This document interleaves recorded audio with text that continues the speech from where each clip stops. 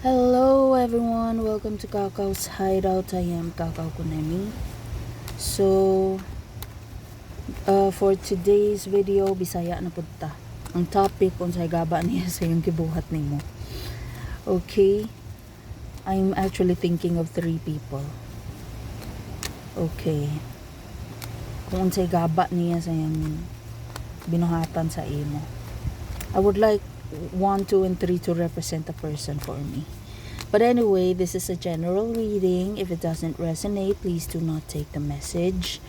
And if you would like to have a paid personal reading with me, just send me a private message and check the description box below. Andyan po kung saan nyo ko pwedeng kontakin. Okay, now, unsay gaba niya sa iyong gibuhat nimo.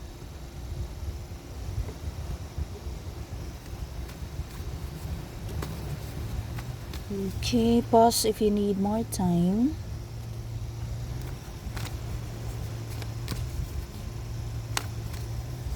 And let's see. Okay, if you have chosen number 1. Okay. Unsay gaba niya sa iyong gibuhat nimo? Wala siya kalinaw, wala klaro iyang paingnan. Murag mo decide siya tawag ani based lang sa kung unsay kay kini mga good options. So kini murag wala siya option. Murag kinahanglan siya mo decide as to what to do now based on what's available, not because daghan siya opportunities. Murag siguro limited iyang opportunities, iyang choices, and there's always a bit of or a lack of clarity as to asa siya padulong. Lovers reverse, lack of support. So there's a big possibility na independent ra kayo siya. I'm sensing this is someone that you've helped before in the past, and because sa iyang gibuhat sa imo murag kung makadawat manggaling siya tabang, she needs to come up with a compromise always, like maybe ang motabang sa iya nay pangayoon in return, murag transaction pirmi, especially if sa pagtabang nimo sa iya sa una is murag generous lang ba nga bahalag wala kay katabang in return, basta makalingkawas ng kaana nga situation. Murag bahalag di na ko nimo madumduman, bahalag dili na ko nimo hunahunaon afterwards, and then pwedeng gitinuntuhan kaniya, pwedeng after nimo siya gitabangan gikaminusan kay noon. So ang iyang gaba is more on kanang kung naay mo tabang sa iya, there's always something that person demands in return. Like dili na siya makakita og tao nga pareha nimo ba nga all out lang o sige lang. Murag every time na makadawat siya tabang, it's always I have to do this. If I'm going to give you this, I have to have this. Or kana pod ihatag na sa sako. Kaya ngayon makasakog tabang murag nga na murag wala dili na siya makakita og someone nga as selfless as you. And katulad murag lack of options, lack of opportunities sa iyaha.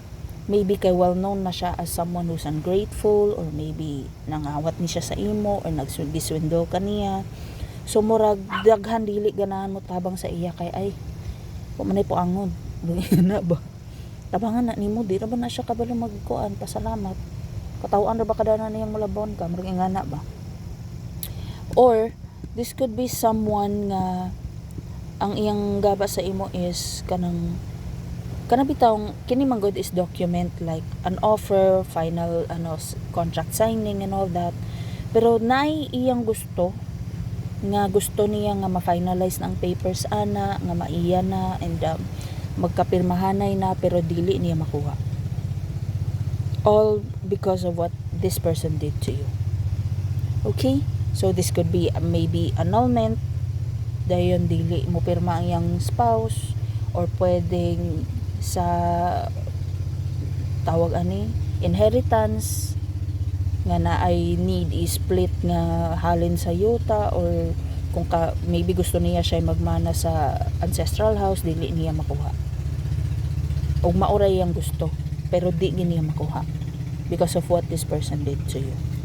So there, that's for you. Let's proceed kay number 2. If you have chosen number 2, this is for someone who had been spreading lies about me.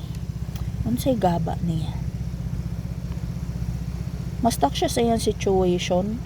Daghan siya obligations nga magkanda o gaga siya unsay iyang kuanon. Unsay iyang unahon. So the Three of Swords, kanang tawag ani, this is moving on from a specific situation, relationship, issue, pero gibabagan man siya Chariot. So maybe this person would like to regain like a social status, a reputable name, or a reputable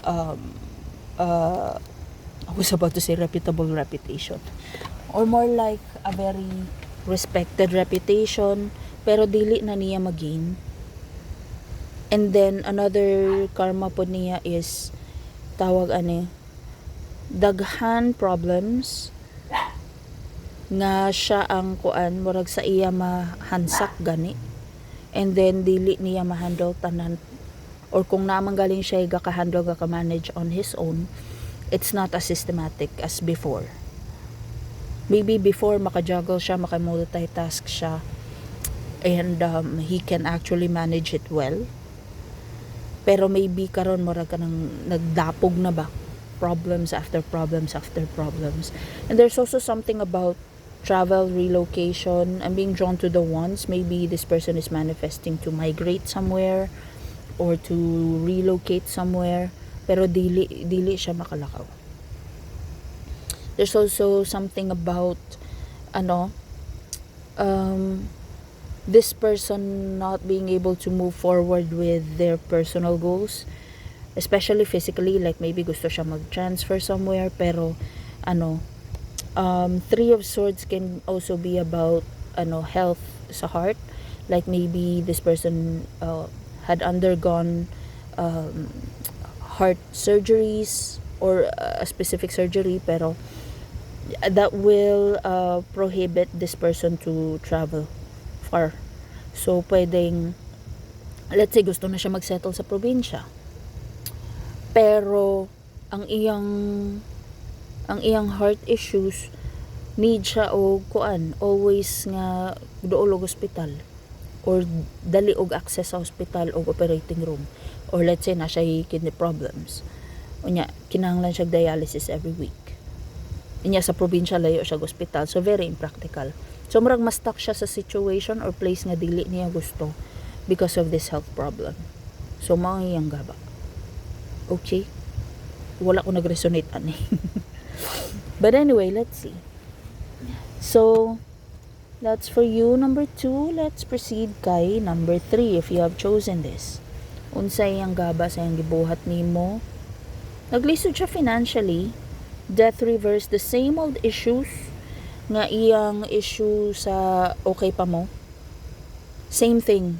Although nagset na siya og ultimatum or nagset na siya og boundary nga dili na ko mo apil ana, the fact nga maybe family ni niya or within the circle, or pwedeng dependent sa iya financially kining tawhana, wala siya mahimo. Murag bisan pang maghugas kamay siya, whether she wants to na makasagap og story about this death card reversed or not, murag wala siya choice, masagap gid niyang mga chismis about this person.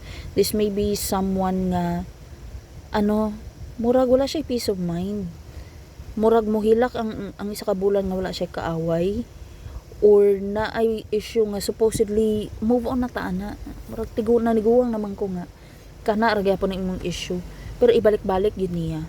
It's very draining, to the point na hasta ang finances draining. Let's say kaso-kaso, pwede naman unta nga i-acquit na lang, kawa naman tay mahimo, murag 5 years old, 6 years old pa ko ana, kana kaso naman na, murag karon 30 na ko kapin, murag i-let go na na, uy. Pero siya, dili, bala ka diha, dili na ko ni i-let go, kay mauwawan ko, bla bla bla, murag ingana iyang mindset ni death card reversed. Pero ang magasto sa kaso is siya, mao iyang gaba sa imo.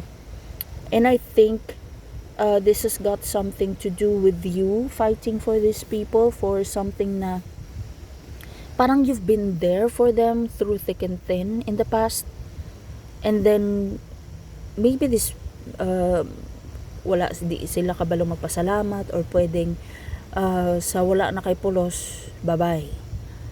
And maybe I'm also sensing that this person is actually wanting to reach out, pero you stood your ground nga, no, you're not going to